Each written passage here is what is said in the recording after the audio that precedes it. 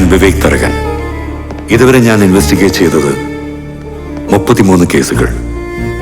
അതിൽ 33 പ്രതികളെയും എനിക്ക് നിയമത്തിന്റെ മുമ്പിൽ കൊണ്ടുവരാൻ സാധിച്ചിട്ടുണ്ട്.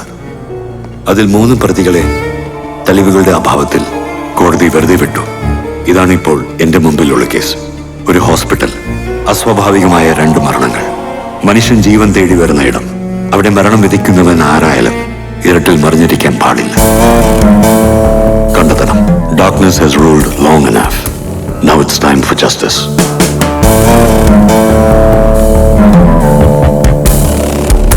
Excuse me. Yes, sir. Dr. Prakash. Prakash sir per roundsലായിരിക്കും. 11:30 ആണ് OP time. Okay, thanks.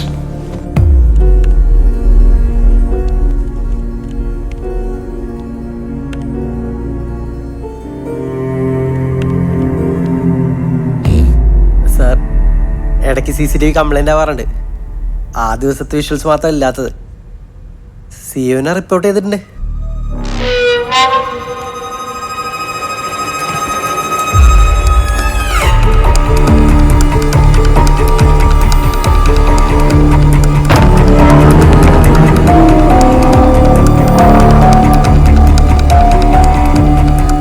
CI Vivek. SP Shiyas പറഞ്ഞിട്ട് വന്നാണല്ലേ? പല ദിവസങ്ങളിലെയും CCTV ഫുട്ടേജ് കാണുന്നില്ലല്ലോ. ഓപ്പറേറ്ററോട് ചോദിച്ചപ്പോൾ സാറിനടുത്ത് ചോദിച്ചാൽ മതി എന്ന് പറയുന്നു. ഇവിടെ എന്തെങ്കിലും ഇല്ലീഗൽ ആക്ടിവിറ്റീസ് നടക്കുന്നുണ്ടോ? ഏയ്, ഇല്ലീഗൽ ആക്ടിവിറ്റീസ് ഒന്നും ഇല്ല. പിന്നെ ഈ CCTVയുടെ കാര്യം ടെക്നിക്കലായിട്ടുള്ള കാര്യങ്ങളല്ലേ? തൽക്കാലം അത് വിശ്വസിക്കാം. ഇവിടുത്തെ സ്റ്റാഫിനോടൊക്കെ ഒന്ന് സംസാരിക്കണം. വേണ്ട അറേഞ്ച്മെന്റ് ഞാൻ ചെയ്തുതരാം. ഓക്കെ, സീസു.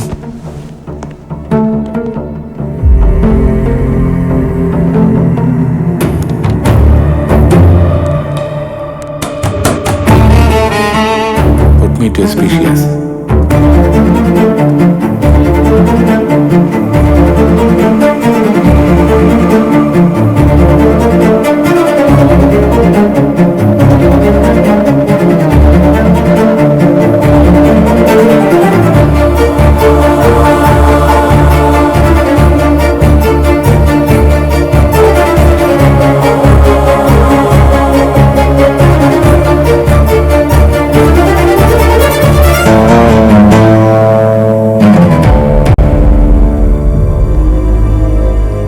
ഡോക്ടറിന് അങ്ങനെ സംശയം തോന്നാൻ കാരണം?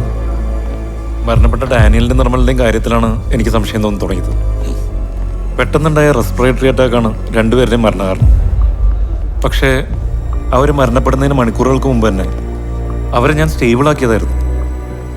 അവരങ്ങനെ പെട്ടെന്ന് മരണപ്പെടാൻ പ്രത്യേകിച്ച് കാരണങ്ങളൊന്നും എനിക്കപ്പോൾ കണ്ടെത്താൻ കഴിഞ്ഞില്ല. പിന്നെ ഇവരുടെ രണ്ടുപേരുടെ അതേ സിംറ്റംസ് ഉണ്ടായിരുന്ന റോസം എന്നൊരു പേഷ്യൻ്റ് ഉണ്ടായിരുന്നു. അവരുടെ ബ്ലഡ് ഞാൻ ചെക്ക് ചെയ്യാൻ കൊടുത്തിരുന്നു. എൻ്റെ ഫ്രണ്ട് ഒരു ടോക്സിക്കോളജിസ്റ്റാണ് ടെസ്റ്റ് ചെയ്തത്. അതിൽ നിന്നും ബ്ലഡിൽ എന്തോ ഒരു മെഡിസിൻ ഇഞ്ചെക്ട് ചെയ്തിരിക്കാൻ സാധ്യത ഉണ്ടെന്നാണ് മനസ്സിലാക്കാൻ കഴിഞ്ഞത്. Do you identify the medicine? No. Actually, I'm waiting for the result. Result കിട്ടിയാൽ ഉടനെ ഒന്ന് അറിയിക്കണേ. ഡോക്ടറിന് ആരെങ്കിലും സംശയമുണ്ടോ?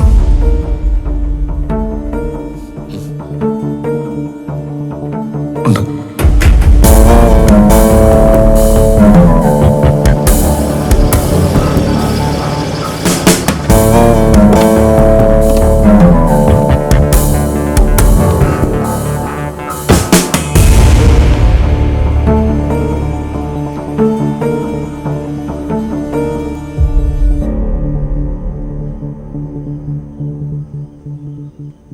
നിങ്ങൾ എന്ത് നോൺസെൻസ് ആയി പറയുന്നത്?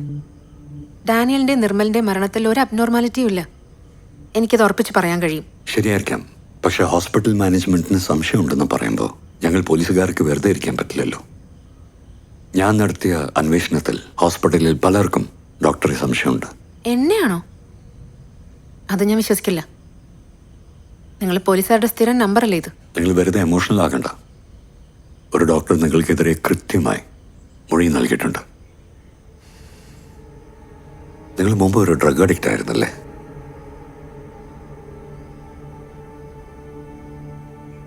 മനസ്സിലായി ആരാ പറഞ്ഞെന്ന്.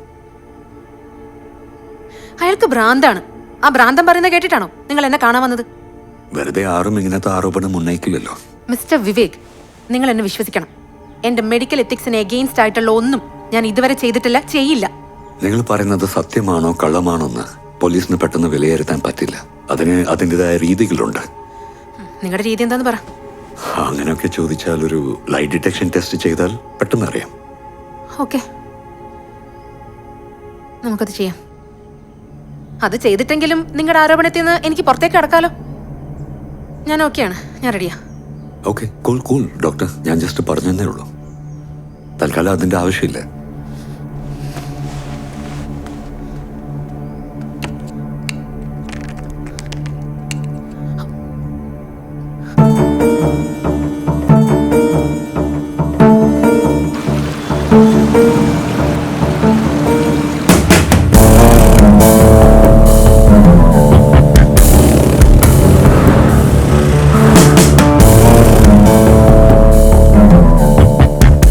മുമ്പ് വർക്ക് ചെയ്തിരുന്ന ഹോസ്പിറ്റൽസിലെല്ലാം ഡിപ്പാർട്ട്മെന്റിലെ എൻ്റെ ഒരു സുഹൃത്തിന് വെച്ച് ഒരു അന്വേഷണം നടത്തിയിരുന്നു. അങ്ങനെയാണ് നിക്കിതയുടെ കോൺടാക്ട് കിട്ടിയത്. ഞാനും അരുന്ധതിയും ഹൈദരാബാദിലെ വാസതി ഹോസ്പിറ്റലിൽ ഒരുമിച്ചായിരുന്നു. എനിക്ക് തന്ന പ്രോമിസ് തെറ്റിക്കില്ലല്ലോ? ഏയ്, ഒരിക്കലുമില്ല. ഇത് എത്രത്തോളം കോൺഫിഡൻഷ്യൽ ആണെന്ന് നന്നായിട്ടറിയാം.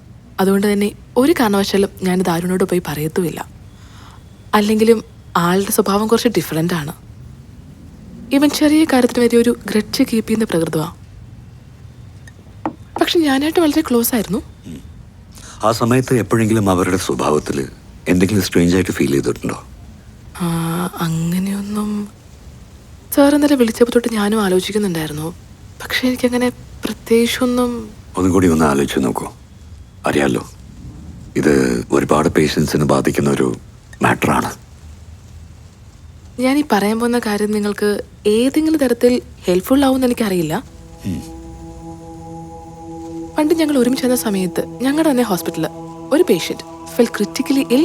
His vitals were unstable, almost near to death ഒരു സ്റ്റേജ് ആയിരുന്നു. ആൾ ഒരുപാട് സഫർ ചെയ്തു. ഈവൻ അത് കണ്ടു നിൽക്കുന്ന നമുക്ക് പോലും അസ്വസ്ഥത ഉണ്ടാക്കുന്ന തരത്തിലായിരുന്നു ആളുടെ സഫറിങ്. ആ പേഷ്യൻറ്റിനെ റീസസിറ്റേറ്റ് ചെയ്യാൻ ഞങ്ങൾ ഒരുപാട് കഷ്ടപ്പെട്ടു.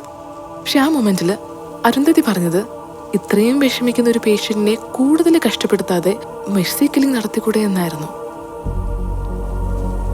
ഞാൻ അവളോട് ചോദിച്ചു, നീ എന്താ ഉദ്ദേശിച്ചതെന്ന്. അവൾ ഒന്നും പറയാതെ ഒഴിഞ്ഞു മാറുമായിരുന്നു. ആൻഡ് പിന്നീട് മറ്റൊരു പേഷ്യന്റ് ഇതുപോലെ ക്രിട്ടിക്കലായപ്പോൾ അവൾ ഇത് തന്നെ ആവർത്തിച്ചത്.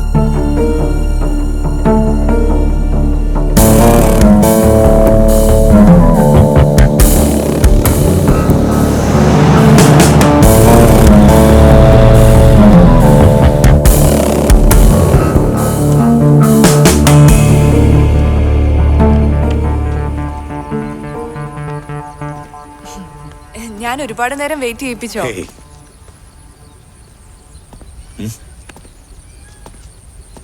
ഇത്രയും ക്വാളിഫൈഡ് ആയിട്ടുള്ള ഒരു ഡോക്ടറായിട്ടും എന്താ ഇങ്ങനെ ഒരു സ്ഥലം? കാശിന് വേണ്ടിയും കാശുണ്ടാക്കുന്നവർക്ക് വേണ്ടിയും ജോലി ചെയ്ത് മടുത്തു. അതുകൊണ്ട് ഇങ്ങനെ ഒരു സ്ഥലത്ത് ഇതുപോലൊരു ഹോസ്പിറ്റൽ. മെഡിസിന് പഠിക്കുന്ന കാലം തൊട്ടുള്ള ആഗ്രഹമാണ് ഇവിടെയുള്ളവർക്ക് വേണ്ടി എന്തെങ്കിലുമൊക്കെ ചെയ്യണമെന്നുള്ളത്.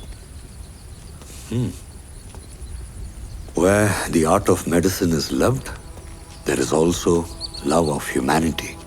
എന്നല്ലേ? അതെ. എനിവേ, അരുന്ധതിയാണല്ലോ നമ്മുടെ വിഷയം. സാറ് ഫോൺ ചെയ്തപ്പോൾ തന്നെ ഞാൻ പഴയ കുറെ കാര്യങ്ങളിലേക്ക് പോയി. ഞങ്ങൾ ഒരുമിച്ച് താമസിക്കുന്ന സമയത്ത് ആരുവിനൊരു പെറ്റ് ഡോഗ് ഉണ്ടായിരുന്നു, സേഡി. അതിന് കനൈൻ ഡിസ്റ്റംബർ ബാധിച്ച് വല്ലാത്ത അസ്വസ്ഥതയൊക്കെ കാണിക്കുന്ന അവസ്ഥയിലേക്ക് എത്തി. വെറ്റിനറിയൻ പറഞ്ഞതനുസരിച്ച് കുറച്ചു നാൾ വെയിറ്റ് ചെയ്ത് കെയർ ചെയ്താല് രക്ഷപ്പെടാൻ സാധ്യതയുണ്ടായിരുന്നു. പക്ഷേ ആരുവിന് അതിന്റെ അവസ്ഥ കണ്ട് നിൽക്കാൻ വയ്യാതെ വെറ്റിനറിനെ നിർബന്ധിച്ച് മെഴ്സിക്കല്ലും ചെയ്തു. എനിക്ക് അന്നത് അങ്ങോട്ട് ഉൾക്കൊള്ളാൻ കഴിഞ്ഞില്ല. എനിക്കതിനെ കുറച്ച് ദിവസം കൂടെ കെയർ ചെയ്യണമെന്നുണ്ടായിരുന്നു.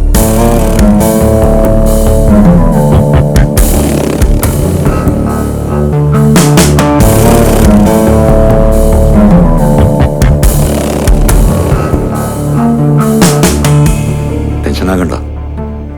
ഒഫീഷ്യലി ഈ കേസ് മുമ്പോട്ട് പോയാൽ മാത്രമാണ് കുറച്ചും കൂടി എനിക്ക് സ്ട്രോങ് ആയിട്ട് ഇൻവെസ്റ്റിഗേറ്റ് ചെയ്യാൻ പറ്റുന്നത്. എനിക്കറിയാം സാർ, ഇത് കണ്ടെത്തേണ്ടത് എൻ്റെ കൂടി ആവശ്യമാണ്.